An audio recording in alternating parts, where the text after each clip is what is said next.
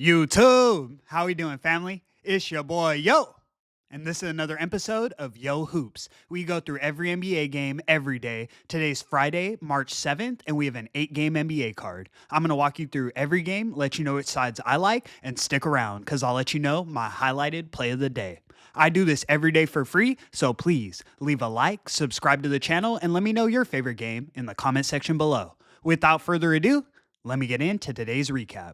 Recapping yesterday, we did cash our highlighted play of the day. We took the Boston Celtics, laying 14 points against the Philadelphia 76ers. Jason Tatum did end up playing, and the Celtics did what they do at home. They won the game 123 to 105. Overall, it was a crazy good day for me, too. I caught the Bulls and the Hawks both above plus 500 odds live, and they both came back to win the games outright.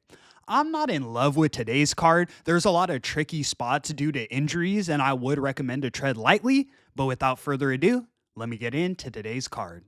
In our first matchup of the evening, we have the Cleveland Cavaliers in Charlotte taking on the Charlotte Hornets. Cavs are laying 16 points, and the total is 234. We already know the Cavs are the best team in the league against the spread this season. As road favorites, they're now 16-8 against the spread. The thing is, the more they cover these extended lines, the bigger they're going to get.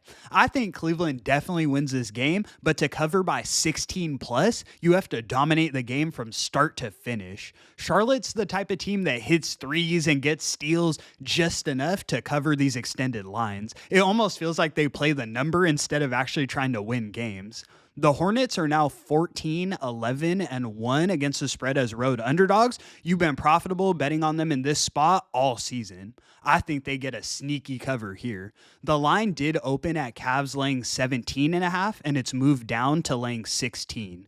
I can really see a 16-point Cavs win, so make sure you guys are getting the best number. Try and get plus 16.5 or plus 17, but I'm taking the Hornets plus the 16 as our first selection of today. Let's move.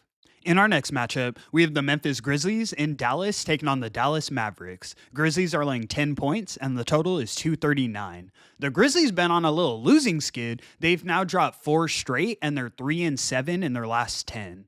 I think they come into this one ready to hoop, though. The Mavs injury report is so long here, I won't even put you guys through it, but just know everyone's out, including PJ Washington. I think the Grizzlies absolutely run them out the gym here. The Mavs just don't have the personnel to compete in this one, and with the Grizzlies needing a win, dropping their last 4 straight, I think they get busy in Dallas. We're taking the Grizzlies laying the 10 as our highlighted selection of today. Let's move. In our next matchup, we have the Utah Jazz in Toronto taking on the Toronto Raptors. Raptors are laying 6 points, and the total is 229. The injury reports are concerning for both sides in this one. For the Raptors, they'll be without Grady Dick, Baji, RJ Barrett, Jakob Poeltl, and Jonathan Mugbo. On the Jazz side, they'll be without Lauri Markkanen, John Collins, and Jordan Clarkson. At first glance, I was leaning towards the Raptors. Of course, they're at home in Toronto here, but with Walker Kessler and Colin Sexton returning to the lineup for the Jazz, I think they have a legitimate chance to win this game outright. Like I said, both teams are extremely banged up, so I'm not rushing to the window to bet this one, but I do lean towards the Jazz getting the 6 points as our next selection of today. Let's move. In our next matchup, we have the Minnesota Timberwolves in Miami taking on the Miami Heat. Wolves are laying 5.5 points, and the total is 215.5. The Wolves will have everyone going here, except Rudy Gobert is listed as questionable, so he may go. On the Heat side, they have Alec Burks, Andrew Wiggins, Jaime Jaquez, and Tyler Hero all listed as questionable. Then Khalil Ware is ruled out. Even with the Heat at full strength, I think the Wolves can handle them by double digits. So with half the Heat team potentially out here, we're getting value laying the 5.5 in my opinion. Like I said, there's so many questionable injuries today that I'm not in love with this card overall, but I do lean towards the Wolves laying the 5.5 as our next selection of today. Let's move. In our next matchup, we have the Portland Trailblazers in Oklahoma City taking on the Oklahoma City Thunder. Thunder are laying 3 points, and the total is 229.5. At first, I was surprised to see the Blazers as such short dogs in Oklahoma City, but the Thunder injury report does explain the line. The Thunder will be without Isaiah Hartenstein, Luguentz Dort, Kasem Wallace, AJ Mitchell, Jason Williams, and Shai Gilgeous-Alexander all out. Then Chet Holmgren is questionable. I don't think I've ever seen this Thunder team so shorthanded. The Blazers do come into this one banged up as well. They'll be without Robert Williams III, DeAndre Ayton, Jeremy Grant, and Delano Benton. Denny Advia is also questionable for the Blazers. This is a tough one for me to analyze, like I'm saying. I do have to lean towards the Blazers. They've been playing banged up all season, so this is basically business as usual for them. The Thunder are running their G League team. I am curious to see how OKC's bench performs without all of their starters here, but I can't put my hard-earned money behind them. We're taking the Blazers plus the 3 as our next selection of today. Let's move. In our next matchup, we have the Phoenix Suns in Denver taking on the Denver Nuggets. Nuggets are laying 7 points, and the total is 239. The Suns did make an impressive 20-point fourth quarter comeback in their last game against the Clippers. We were on the Suns there, but that's not enough for me to start trusting these guys on a nightly basis. As away underdogs, the Suns are now 4-9 against the spread on the season, bottom 5 in the league. We already know what the Nuggets do at home in the Mile High City. As home favorites, the Nuggets are now 14-10-1 against the spread.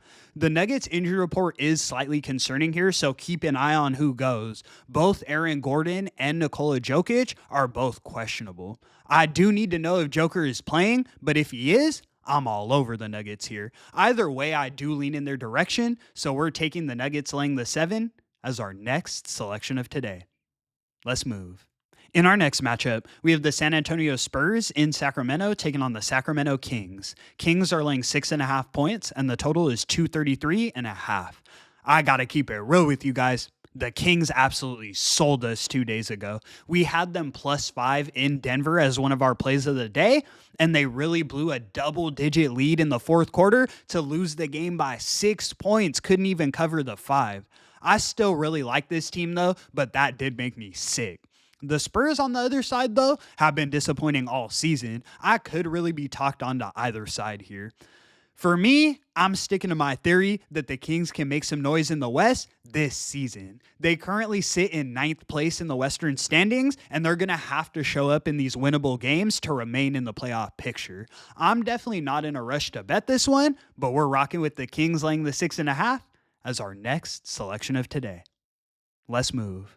In our last and final matchup of the evening, we have the New York Knicks in LA taking on the LA Clippers. Clippers are laying 8 points, and the total is 218.5. This is just another game where the injury news makes it difficult for me to analyze. The Knicks come into this one on the second leg of a back-to-back. They lost the game but did cover last night against the Los Angeles Lakers. The game went into overtime, so we're definitely going to see some tired legs from the Knicks, but Jalen Brunson also sprained his ankle in that overtime game last night, so I really doubt he plays tonight. The Clippers on the other side are without Norman Powell, and like I said, he's really the spark plug for their offense, so both sides are kind of missing the pivotal pieces on their offense. For me, this game comes down to not being able to trust Cam Payne as my starting point guard. We're going to see some tired legs from the Knicks, and with a true point like James Harden out there, the Clippers should be able to air him out by double digits. We're taking the Clippers laying the 8 as our last and final selection of the evening. And that's going to conclude today's video. Thank you so much for tuning in, guys. We stacked another highlighted win yesterday.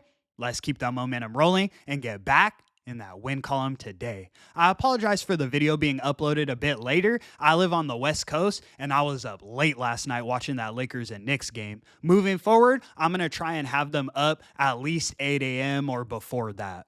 I appreciate the support so much, guys. I do this every day for free, so please leave a like and subscribe to the channel. It's your boy, Yo! And until the next one, I'm going to catch y'all. Peace.